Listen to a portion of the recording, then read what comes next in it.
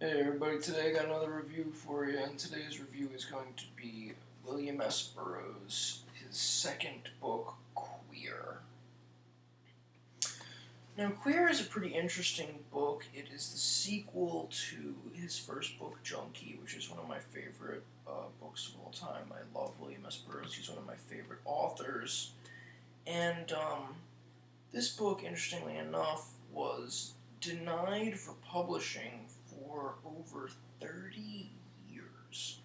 And what happened is that, people really, like, when he came out with Junkie, people really liked that. They thought that was, like, a really cool concept, and for the time, that was, like, a bit, like, edgy, but at that specific time in the early 1950s, this whole queer concept, they weren't quite ready for it yet.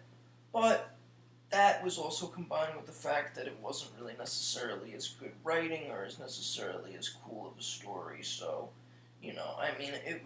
there was a pish posh of concepts that contributed to the fact that this didn't get published for more than 30 years. But when it finally did become published sometime in the 1980s, I don't know exactly the year, but basically what it really comes down to is that, when Burroughs got famous later on, in his 70s at that point, his unpublished work had become valuable because, people just were like, well, if he's got all this unpublished work and the guy's already pretty famous and pretty big out there, we could publish that and just make money on that. He doesn't even have to write new material, Because, he was starting to get older and he wasn't really doing as much writing as he used to, so the old unpublished stuff, they put that out, and Queer is one of the things that came out with that.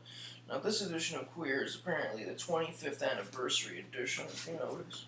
It says that right in that little thing right there, and, it's a pretty good edition, I like this book quite a bit. I've only read it once. It's only 120 pages, so I do want to read it again sometime soon, because I could knock it out in a day. I might do that sometime within the next few days, just because it's like, it would probably be an interesting book to read again. It wasn't that great. I don't want to give anyone the impression that I thought it was anywhere nearly as good as Junkie. I thought Junkie was literally like 10 times better than this, but it's still good. It shows a different side of Burroughs, much, much different than the whole Junkie scene. This book, actually, he is not using junk while in this book at all. No junk use in this book whatsoever. There's a bunch of drinking, a bit of drinking. This is more of in his booze days. He did have some of those, even though he's not really as famous for the drinking, but he did have some boozing days, and this was definitely covering that. And also, there's a little bit of references to him smoking some grass in here too. Now, on the back, there's a photo of him and the other main character that is in this book, who's known as Allerton. And the story is basically about how, Allerton is like this straight guy, and Burroughs is just trying to, get in a relationship with him and have sex with him, and, I don't really, I guess, like, Allerton, like, was, like, in the closet gay, because, like, he did have sex with Burroughs, on more than a few occasions, but he claimed that he was straight, but, apparently on the back of this book it actually says specifically that it was written in 1952 and not published until 1985. Yeah, so it was a solid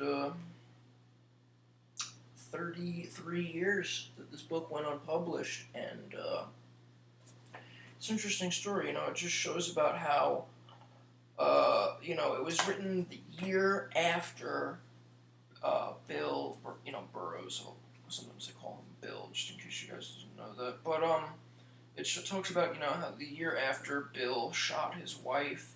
There's a very extended intro written by, let's see, who's it written by?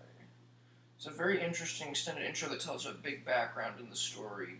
That's written by Oliver Harris on November 2009.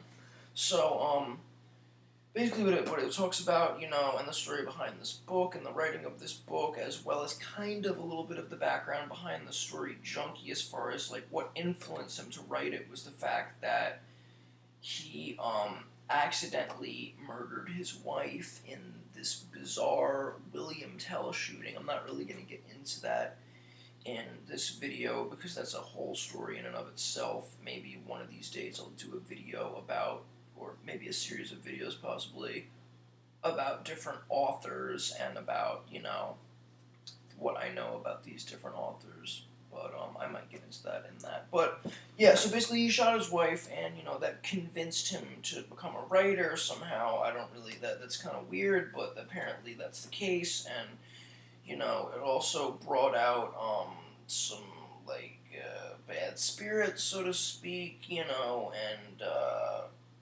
he fell into like a depression, and that kind of talks about in this book, and he like really needs somebody to love him, and you know he's going after this guy Allerton, and you know he's just he's just he's just head over heels for this kid, you know, and he's much younger than he is. I don't really remember the exact age that Allerton was, but at this point, you know, when this book is taking place, Bill is let me think, he's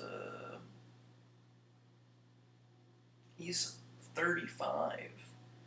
So I believe Allerton was probably, you know, somewhere in his 20s, but Bill's like 35, you know, because he was born. Oh, actually, excuse me, he was 35 plus because he was born in 1914. So yeah, he was 35 plus, and you know, it kind of just describes how when he kicked the junk, how he kind of like changed addictions from the junk to like he felt like he was addicted to this guy, you know, Allerton, that he really liked, and just like wouldn't like, you know, give up and think that, you know, he was just not going to be able to be with him, you know, like when William S. Burroughs wanted to be with somebody, it can happen plenty of times throughout his life, you know, like he fucking he just went after it so hard, you know, because he couldn't stand the idea of being rejected. It upset him so much. He had this horrible problem with rejection, and that's basically the main theme of this book. And you know, I mean, the plot, there isn't really that much of a detailed plot. Then again, I've only read it once, and it has been a while since I've read it, but you know, it takes place in Mexico City. I didn't mention that before, but yeah, it takes place in Mexico City, and then in the later part of it, they go to. It talks about how they go to Peru, and they actually go in search of ayahuasca, which is something that not that many people knew about at the time. But William S. Burroughs had read an interesting article about ayahuasca someplace at that time, and was very interested in it because he thought that it could possibly, you know, help him kind of gravitate away from all of you know, the junk, essentially, and just kind of open up a new door for him. He was interested in that, you know, and not that many people, you know, I mean, this is like the early 1950s, like, not that many people knew about psychedelics, let alone ayahuasca, you know, so it talks about how they go all the way there, and they, like, you know, like, I think it says they just can't get the ayahuasca, but that's not actually 100%. That's not really true, because he actually did end up getting ayahuasca in real life. But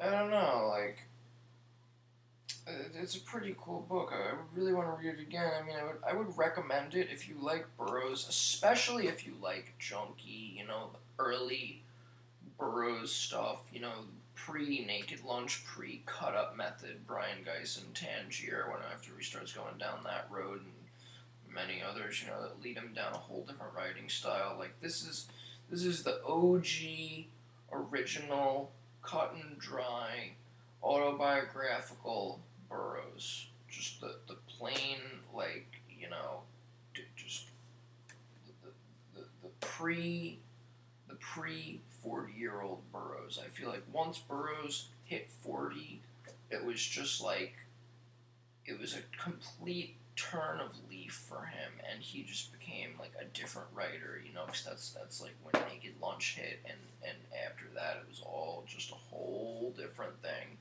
a completely different ball game. So yeah, I really recommend it. I mean, as far as a rating, it's been a while since I've read it, but I would say I'd probably have to rate it like maybe a 6. I mean, it wasn't really that great. Like, I don't remember anything specifically, like, special about it, but it's still good. You know, like, I almost, I don't know, I was gonna say, almost in some ways, it would kind of be cool to think, like, maybe if, like, this and Junkie were just one big book.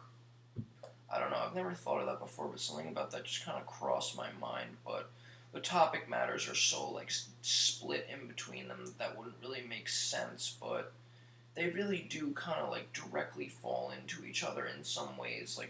Like this book overlaps into Junkie. Like, you know, when he goes to Mexico City, like, at the end of Junkie, like like part of that is kind of like the beginning of this book in some ways, you know, because like at the very end of Junkie, he talks about how he wants to go find ayahuasca, you know, and then they actually do that in this book, you know, so they overlap in some ways, but yeah, I would definitely recommend it. You know, give it a shot. It's a short read. It's not a big deal. You know, it's just kind of an interesting little take on Burroughs' life. I'd definitely say it's worth reading. Well, that's all I got for you today. I'll catch you guys next time.